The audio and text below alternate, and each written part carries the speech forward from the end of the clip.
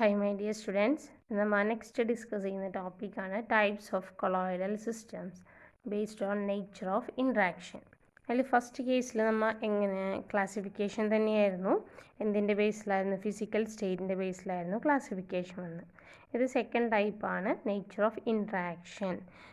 ഏത് തരത്തിലുള്ള ഇൻട്രാക്ഷനാണ് പാർട്ടിക്കിൾസ് തമ്മിൽ വരുന്നത് എന്നതിനെ ഡിപ്പെൻഡ് ചെയ്തിട്ട് കൊളോയിഡ്സിനെ വീണ്ടും ക്ലാസിഫൈ ചെയ്തിരിക്കുകയാണ്. The first one is lyophilic colloid, second one is lyophobic colloid. Lyophilic colloid, അപ്പോൾ first one lyophilic, second one lyophobic. Lyophilic എന്ന് വെച്ചിട്ടുണ്ടെങ്കിൽ എന്താണ്, ഫിലിക് മീൻസ് ലവിങ് എന്നാണ് മീൻ ചെയ്യുന്നത്. അപ്പോൾ എന്താണ്, ഡിസ്പേഴ്സ്ഡ് ഫേസും ഡിസ്പേർഷൻ മീഡിയം തമ്മിൽ ഒരു ലവിങ് ആയിരിക്കും, സോൾവൻ ലവിങ് ആയിരിക്കും. ഓക്കെ, ദാറ്റ് ഈസ് ലയോഫിലിക് എന്ന് പറയുന്നത്. ഇനി അതിൻ്റെ പ്രോപ്പർട്ടീസ് എന്തൊക്കെയാണ്, റിവേഴ്സിബിൾ ആയിരിക്കും, സ്റ്റേബിളാണ്, prepared from organic material. Lyophilic colloids are prepared from organic material. Organic materialil നിന്നാണ് ലയോഫിലിക് പ്രിപ്പയർ ചെയ്യുന്നത്. ഈസിലി പ്രിപ്പയർഡ് ആണ്, സെൽഫ് സ്റ്റെബിലൈസ്ഡ് ആണ്, സ്റ്റെബിലൈസേഷൻ അല്ലെങ്കിൽ സ്റ്റേബിൾ ആകുന്നതിനുള്ള അതിന് സെൽഫായിട്ട് സ്റ്റേബിൾ ആകാനായിട്ട് പറ്റും. നെക്സ്റ്റ് സ്റ്റാർച്ച്, ജെലാറ്റിനൊക്കെയാണ് അതിനുള്ള എക്സാമ്പിൾ എന്ന് പറയുന്നത്. ലയോഫിലിക് കൊളോയിഡ്സ് പഠിക്കണം, ഇമ്പോർട്ടൻ്റ് ആണ്. അതിൻ്റെ പ്രോപ്പർട്ടീസ് എന്തൊക്കെയാണെന്ന് പഠിക്കാം. ഇനി in case what you mean by lyophilic colloids അങ്ങനെയാണ് ക്വസ്റ്റ്യൻ വരുന്നതെന്നുണ്ടെങ്കിൽ എന്ത് എഴുതണം, it is a solvent loving colloid എന്ന് പറഞ്ഞിട്ട് ആ പ്രോപ്പർട്ടീസ് എല്ലാം എഴുതിയാൽ മതി. Then you get the full mark.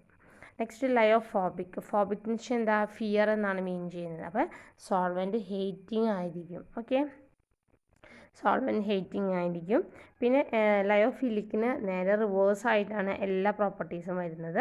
ഇറിവേഴ്സിബിളാണ്, അൺസ്റ്റേബിളാണ്, prepared from inorganic material, cannot be easily prepared, not self stabilised, എക്സാമ്പിളാണ് മെറ്റൽ ഹൈഡ്രോക്സൈഡ്സ്. അപ്പോൾ ലയോഫിലിക്ക് ഏറ്റവും നന്നായിട്ട് പഠിക്കുക, എന്നിട്ട് അതിൻ്റെ റിവേഴ്സ് ആയിരിക്കും ലയോഫോബിക് എന്ന് മനസ്സിലാക്കുക. ദെൻ എക്സാമ്പിൾ കറക്റ്റായിട്ട് പഠിക്കണം, അങ്ങോട്ടും ഇങ്ങോട്ടും തെറ്റിപ്പോകരുത്. അപ്പോൾ ഇതാണ് നേച്ചർ ഓഫ് ഇൻട്രാക്ഷനെ ഡിപ്പെൻഡ് ചെയ്തിട്ടുള്ള ക്ലാസിഫിക്കേഷൻ എന്ന് പറയുന്നത്. Next types of colloidal system based on the nature of particles. അതായത് പാർട്ടിക്കിൾസിനെ ഡിപ്പെൻഡ് ചെയ്തിട്ട് നമ്മൾ മോളിക്യൂൾസിനെ വീണ്ടും ക്ലാസിഫൈ ചെയ്യാണ്. The first one is multi molecular. Particles എന്ന് വെച്ചിട്ടുണ്ടെങ്കിൽ നമുക്കറിയാം കൊളോയിഡൽ സിസ്റ്റത്തിൽ ആ പാർട്ടിക്കിൾസ് ഉണ്ടായിരിക്കും. ആ പാർട്ടിക്കിൾസിനെ ഡിപ്പെൻഡ് ചെയ്തിട്ടുള്ള ക്ലാസിഫിക്കേഷനാണ് പറയുന്നത്. The first one is multi molecular colloid, second one macro molecular colloid, third one associated colloid. Multi molecular കൊളോയിഡിനുള്ള എക്സാമ്പിളാണ് ഗോൾഡ് സോൾ, സൾഫർ സോൾ എന്ന് പറയുന്നത്. മാക്രോ മോളിക്കുലാർ കൊളോയിഡ്സിനുള്ള എക്സാമ്പിളാണ് സെല്ലുലോസ് പ്രോട്ടീൻ. അസോസിയേറ്റഡ് കൊളോയിഡിൻ്റെ എക്സാമ്പിളാണ് സോപ്പ്, ഡിറ്റർജൻറ്റ് എന്നൊക്കെ പറയുന്നത്.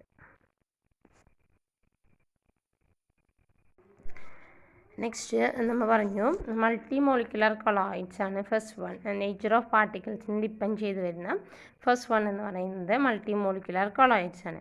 എന്തൊക്കെയാണ് അതിൻ്റെ പ്രോപ്പർട്ടീസ് നോക്കാം. എന്തൊക്കെയാണ് അതിൻ്റെ properties? They contain an aggregate of atoms or molecules having dimension less than 1 nanometre. അപ്പോൾ ഫസ്റ്റ് പ്രോപ്പർട്ടി എന്ന് പറയുന്നത് it's dimension is less than 1 nanometre. These particles are bind together by weak van der Waals force. അപ്പോൾ ഇവിടുത്തെ force of attraction എന്ന് പറയുന്നത് weak van der Waals force ആയിരിക്കും. അതുപോലെ തന്നെ they form particles of colloidal dimension.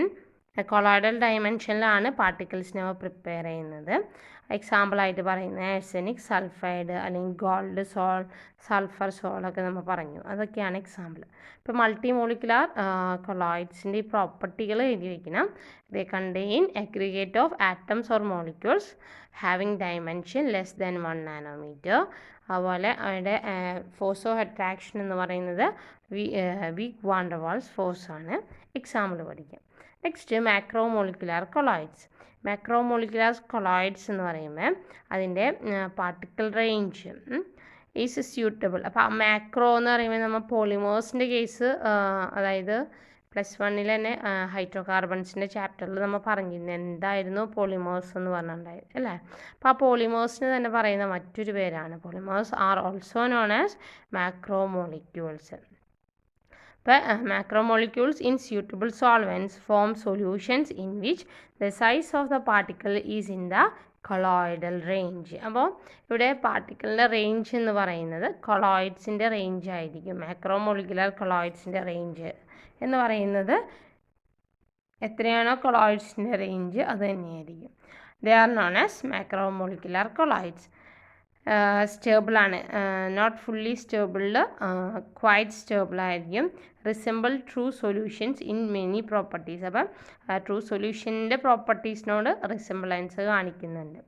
എക്സാമ്പിളായിട്ട് starch, solutions of starch, cellulose etcetera. Next is associated colloids. എന്താണ് associated colloids?